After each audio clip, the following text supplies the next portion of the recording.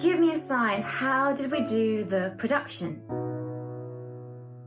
So when you're co-writing with Francesco, he tends to produce and write at the same time. So once we had our riff established, we were looping this and adding some very simple contemporary beats underneath, which almost had a kind of a Billie Eilish sort of feel. And so as I was riffing the song and riffing the verses, we then naturally wanted to progress into something that was bigger in the choruses.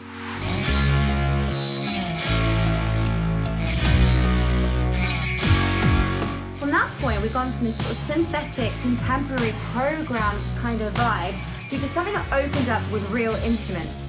And at that point, that's when Francesco grabbed the guitar, grabbed the bass, and we were properly rocking out in the choruses.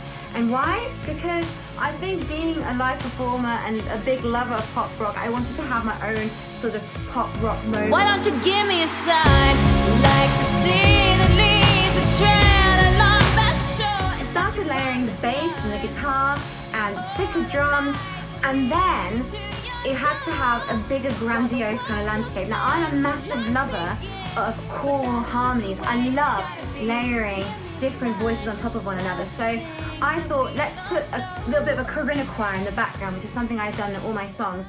So we had this all layered there, several of me, to create almost that church-like vibe to the whole thing.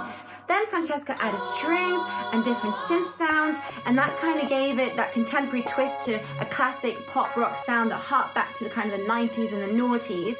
And it also added that cinematic quality, because that theatrical side to me that a lot of my followers will know about still had to come through in some kind of way.